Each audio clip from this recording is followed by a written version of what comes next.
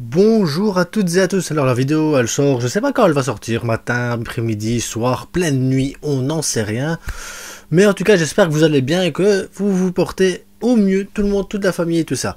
Donc on apprend ici que Neymar, c'est imminent, c'est fait, c'est acté. On apprend que Cancelo, la piste est réactualisée à nouveau, c'est de nouveau chaud.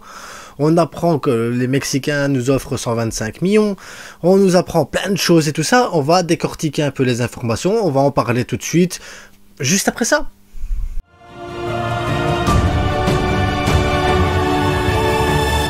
Donc évidemment n'oubliez pas, abonnez-vous, likez, partagez la page, c'est hyper important, on arrive aux 5000, on y arrive les gars, et quelques clics, quelques abonnés, hop c'est bon, on est aux 5000, on y va, on passe à autre chose et hop, on commence les matchs de Liga. Oui, l'avant-match va sortir aussi dans quelques heures, hein, vous inquiétez pas, j'attendais juste qu'on ait les convoqués pour être certain quoi, et là on va se refaire le tableau, tactique, rétafé, comment on va les battre et tout, mais ça c'est pour tantôt, là maintenant on va parler de Neymar les gars. Donc Neymar, 12 millions par an, contrat de 2 ans plus une année en bonus. Pour ça, le Barça doit se séparer de 2-3 joueurs et malgré tout, ils attendent quand même l'accord de Xavi. Bon, on va décortiquer 2 secondes, phrase par phrase. Donc 12 millions par an, c'est imminent. Donc si Neymar vient pour 12 millions par an, ça va. On est loin des 30, 40 millions et tout ça. 12 millions pour un joueur comme Neymar, c'est normal. C'est un salaire totalement cohérent, même un peu plus bas que ce qu'il pourrait réclamer ailleurs. Donc, c'est pas mal du tout. 2 ans plus une année en option, voilà, ça reste aussi cohérent de mon côté. Je trouve que c'est cohérent. Il n'y aura pas de souci avec ça. Ensuite, pour réussir ça, ils doivent absolument vendre quand même 1 ou 2 joueurs. Qui vendre? Ça on va arriver après. Moi ce qui m'interpelle le plus c'est on attend l'accord de Xavi. Comme si Xavi, les gars, je vais être clair avec vous, Xavi n'a pas son mot à dire sur ce transfert. Soyons clairs et nets. Xavi n'a pas son mot à dire. Pourquoi? Parce que Neymar est plus vu comme un produit marketing, comme une image de marque, comme une manière de pouvoir vendre et pouvoir attirer de l'argent des sponsors et tout ça, que Neymar en fait n'est pas un choix de Xavi, il ne sera jamais un choix de Xavi. Il devra le faire jouer, il n'y aura pas question de ne pas le faire jouer. Donc Neymar arriverait, s'il arrive en tant que titulaire, soyez-en certains. Par contre, soyez certains que c'est pas un choix de Xavi. Xavi va devoir composer avec Neymar parce que Laporta, les Mani, tout ça ont besoin de tous ces revenus, ont besoin du sponsoring, ont besoin de tout ce que Neymar va apporter en image. Neymar n'est pas un achat pour le sportif, soyons clairs et nets, c'est pas un choix sportif. Neymar est un choix marketing et uniquement un choix marketing. Et il est juste c'est un produit qu'on vient mettre simplement pour essayer de ramener de l'argent. C'est tout ce que c'est Neymar. Donc on va devoir composer avec Neymar si maintenant Neymar arrive au club. Et il devra être titulaire de toute façon Neymar s'il arrive au club. Maintenant titulaire à gauche, là où tu as Fati, là où tu as Abdé. Lequel des deux va sauter? Moi, j'ai pas de préférence pour savoir si ça va être Fati ou si ça va être Abdé. Tout le monde sent Fati, maintenant ça peut être Abdé. On a des rumeurs actuellement comme quoi Fati pourrait partir et tout ça, et donc libérer le numéro 10 pour Neymar, ce qui serait cohérent dans cette optique de marketing et tout ça. Maintenant, il y a Abdé, il y avait des rumeurs pour qu'il aille au Betis, à un moment donné, il y avait un accord et tout ça avec le Betis, ça peut se faire aussi également, donc voilà, c'est ça que j'ai envie de vous dire, peut-être même les deux, on n'en sait rien en fait, hein. Mais ça veut dire qu'il y aura forcément du sacrifice pour Neymar. Maintenant, c'est un sacrifice qui va apporter de l'argent, et un sacrifice qui va aider le club à se renflouer, pour les investissements futurs, pour ce qui va se faire dans le futur. Donc il y aura un sacrifice, les gars, il faudra en faire avec. Maintenant, qui sera le sacrifice? C'est ça la question. Parce que, entre les rumeurs de Fati actuelles, Ferran en début de mercato, parce qu'il y avait des grosses rumeurs sur Ferran en début de mercato. Rafinha, c'était pareil aussi en début de mercato. Oui, il va à la West Ham, il va à la Newcastle, tout ça. Il y a beaucoup de gens du côté de l'Angleterre qui sont intéressés par Ferran et Rafinha. Ça, c'était le début du mercato. Maintenant, on a eu Abdé aussi avec le Betis. Donc pour moi, les 4 sont sur la sellette. Et dans les 4, je pense plus sur Fati et Abdé. Et que ce soit l'un ou l'autre, ça me fait mal, hein, de toute façon. Parce que tu vas sacrifier la jeunesse, tu vas sacrifier de toute façon un de tes pions essentiels pour le futur. Pour Neymar, Neymar qui n'écrira pas le futur du Barça, mais après, est-ce qu'on peut se permettre de dire non à un Neymar à 12 millions? Je n'en suis pas convaincu.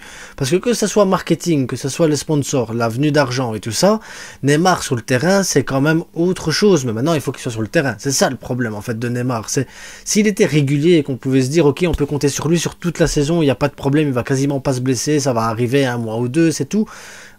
Je vous dirais, ok, Neymar va apporter un plus, il va apporter de la magie, il va pouvoir déstabiliser les joueurs, il va apporter énormément. Imaginez un Neymar à gauche, un Lamine Yamal à droite.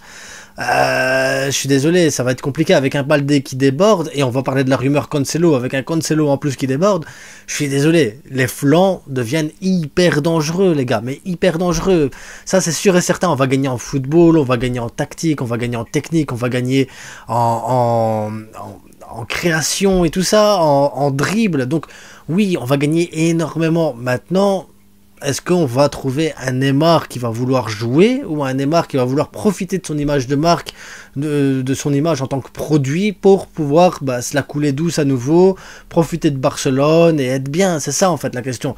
C'est quelle version de Neymar on va avoir au club, et quel sacrifice va être fait pour l'arrivée de Neymar. Et c'est inquiétant. Maintenant, moi je vais vous poser la question, je vais la mettre aussi sur YouTube.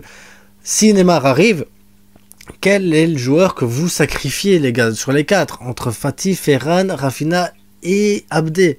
Lequel des 4? Maintenant, je sais que je pose la question comme ça, hein, mais on va approcher les 80% pour Ferran, je le sais déjà.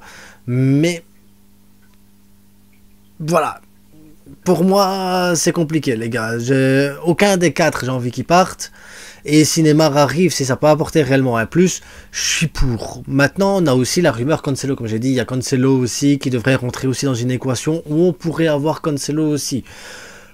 Prêt, achat, quel montant, quel salaire et tout ça, on n'en sait rien et on sait pas. Mais c'est juste que là, ça commence à devenir insistant. La rumeur, elle commence à être lourde, elle commence à être longue. On sait que Pep, il en veut pas. On sait que aucun club se positionne sur Cancelo, et on sait que Cancelo veut venir, que le Barça veut Cancelo, et même Xavi veut Cancelo dans ces cas-là. Avantage de Cancelo qui peut jouer à droite, il peut jouer à gauche.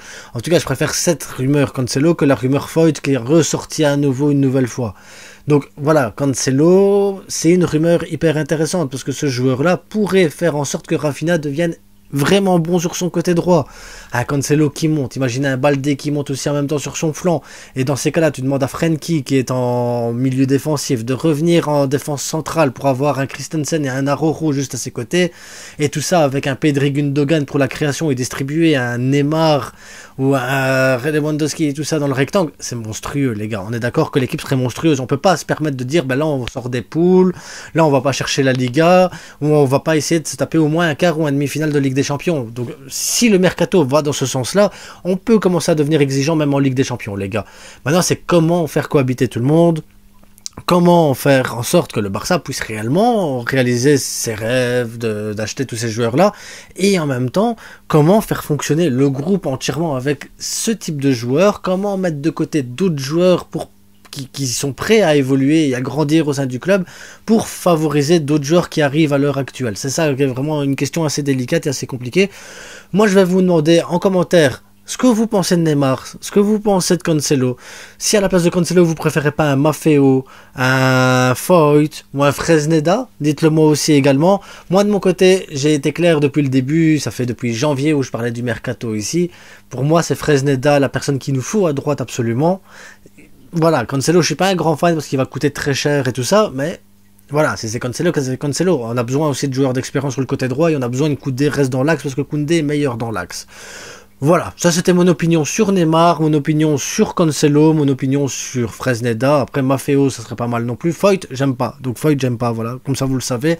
Pour moi, ce serait Fati qui va partir. Maintenant, lequel des 4 doit partir? J'ai une préférence pour aucun des 4. Très clairement, une préférence pour aucun des 4.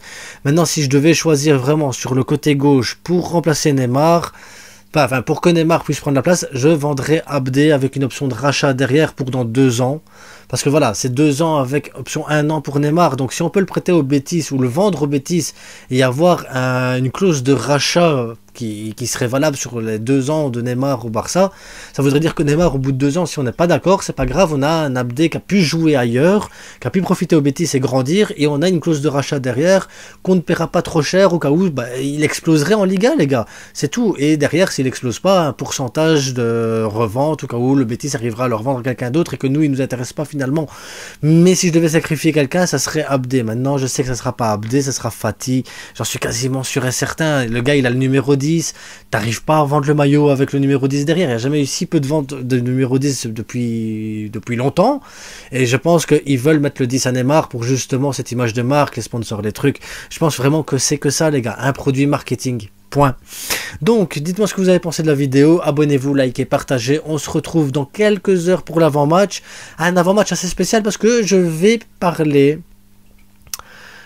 de méritocratie, les gars.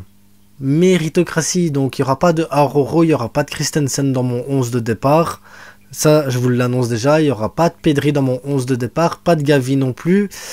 Et ouais, donc... vous commencez déjà à avoir à peu près la formation, mais il n'y aura pas tout ça, et on jouera peut-être pas en 4-3-3, on jouera différemment, j'explique tout ça tantôt, vidéo tactique pour rétaffer les gars, et ça c'est dans quelques heures, donc à tantôt, ciao.